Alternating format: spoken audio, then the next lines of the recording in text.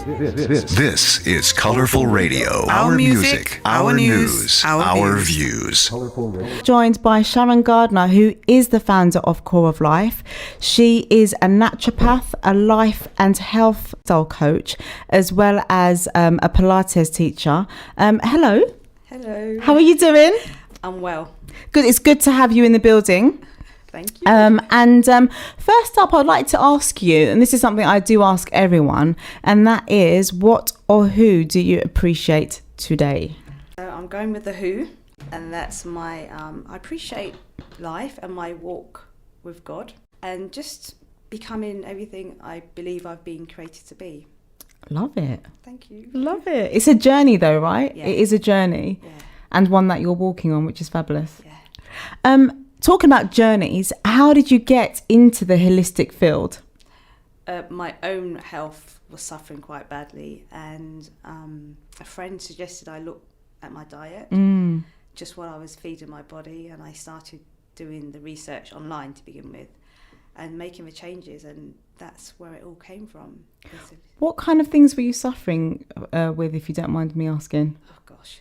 Okay, I suppose a lot of people can identify with like bloating, digestion, heartburn, tired, chronic fatigue, just tired all the time, going to bed and waking up and just feeling like you hadn't had any sleep, developing hay fever really late in life. Well, not late, I suppose, kind of early 30s when you hadn't had it as a child. I suppose that's late, right? Yeah. Things like just always carrying that kind of excess weight around your middle area and not understanding why, although you felt you ate quite well. Yeah. What else? There's so many things. Oh, afternoon slump, eating your lunch and then wanting to fall asleep on the desk after you finished eating. So did they diagnose you with a condition? Yes. What was the condition? I had this skin condition. This rash came up on my skin. I went to see the specialist in the hospital and they diagnosed me as being allergic to the sun. Allergic to the sun. Really? Yes. Wow. As a person of colour. Wow. Your melanin must have been like, damn you. How can you be allergic to the sun? I have no idea. Is this condition quite rare? I haven't got this condition. It was just because my body was just really imbalanced. There's lots of imbalances. Right. So they diagnosed you of having this condition that was being allergic by the sun. To the sun. But however, it was something else entirely. Entirely. It was just not living in line with, with nature, not Wow. being balanced within myself. So what was coming out of me, like the hay fever, the rashes, the bloatedness, it was just the body's it's way like a misalignment. Yeah. So out of interest, did they want to give you tablets to solve this quote unquote condition? Well, I got tablets for the hay fever, which didn't work. I got migraines. Oh, I forgot migraines. I got a tablet for the migraines because that was hereditary, apparently. Don't have them now. Wow. I was told I'd have to wear sunblock for the rest of my life. Okay, so even from how you're telling me, it sounds like even from back then you didn't actually believe what they were telling you. So then what happened next? Well, that journey kind of began because a friend suggested I look. So I did. Thank you, Jennifer. I started doing the research, and then eventually I went and did a course at Morley College. Yes. Just about nutrition. And that was really interesting, but it was just a very basic course. And then I didn't do anything for a year. I just continued kind of down my path on my journey. And then eventually I decided I wanted to go to university. And I went to become a nutritionist. Right. And whilst I was there, the first year, I actually discovered naturopathy and switched my... Wow, switched to a degree. Yeah, to naturopathy rather than nutritionist. So in regards to treating your ailments, Yeah. is that an okay word to use? Because it is an ailment, I guess. Basically... What would you class it as? It was that. But all I started doing is basically looking at how I could start feeding my body what it needed. Right. Body needs raw materials, okay? Right. And most of the time, what we feed the body, if it can't use it, it has to try and Get get rid of it. And toxins are built up, and the toxins stay in the body because the body can't get rid of it, and that's just full of toxins. Wow, I'm fascinated. So what kind of changes did you make? The first big change I made, which I found out online, was that majority of people of colour actually can't tolerate dairy. Yeah, I can't. So I took dairy out completely. Well, cow's dairy, I took it out completely. And then started kind of getting rid of other things like red meat. Eventually, I became vegan for a few years, to be honest with you. I did actually go down a vegan route, but that actually wasn't healthy for me. Right. Because I got too skinny. Yeah. So I was like, just bones, skin on bones. And then I got pregnant with my last son, and my body just started giving me more signs that you're actually not healthy as a vegan. Right. So I was craving dirt and chalk and... Dirt and chalk. Yeah.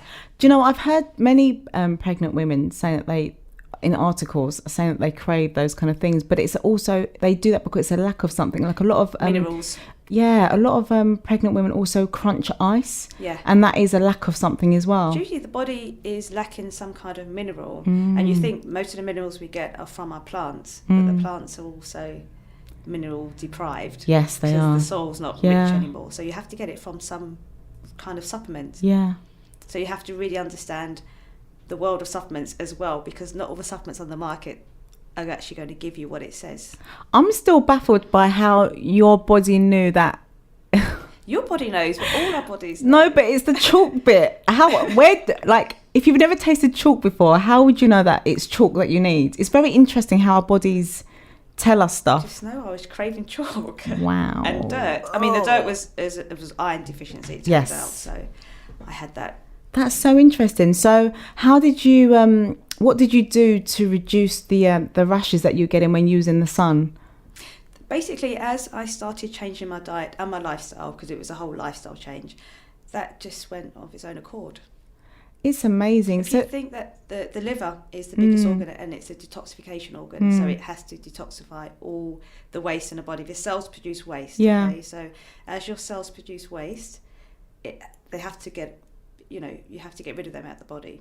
So the liver has to break them down and make them into a safer substance, so we can get rid of them via the kidneys, via our bowels, via our skin. So sometimes if that process, the detoxification process, is not working properly, the skin's a huge organ and you might chuck stuff out like eczema, chuck stuff out in the skin because the liver can't get rid of it properly. Do you know what? Our bodies talk to us all the time, and it's about the way we listen, how we listen, and having an open mind, actually, because it is talking to us all the time. Indigestion is a sign and a symptom depending on what's happening. Heartburn. Yeah. That's a sign that the body, there's something not quite right with the digestive. But guess what? There's so many products in the market that say, you know what, you can still eat that red burger, that big, fat, juicy, blooded burger. Yes, you suffer from indigestion, but if you have this syrup thing, or if you put this chewy thing in your mouth, your heartburn will go. And we need to stop using those kind of methods to help us still eat what we like. Just because you like it doesn't mean your body does, and your body is giving you signs, hence heartburn, hence indigestion. Bloating, eczema, all the different things you see that people are suffering with, they're imbalances. The body's not happy. It's out of alignment with its natural. My main mission and goal is to really help people create healthy, balanced lifestyles and to put them back in control of their own life and well-being, because health is in your hands. Yes. I mean, I discovered that for myself, but I'm here to help you discover it for yourself, because if you do what the body needs you to do, you can really reverse most conditions, more or less just about every condition. You think type 2 diabetes, a lot of people think you have to live with that for life, but there's so much research out there that shows when you start changing your lifestyle, when you start eating what the body needs, you can actually reverse that. So would you say so much of maybe our bodily issues is due to food? To a degree, because food provides us with the raw materials. However, you need nutrients, and the main nutrients are not always found in the food you eat. Right. If you think, especially with all those processed foods and pesticides and stuff. Because like a carbohydrate is our energy food. Yeah. But if you ask someone about a carbohydrate, usually they go for like white rice, white pasta, and the things that create diabetes. And and vegetables and fruit are also carbohydrate sources. So you don't have to just eat from the starches to get your energy. Fat, there's a lot of energy in fats, but it's the right types of fats. Exactly. What, out of interest, what food can you not live without? Me, I love avocados.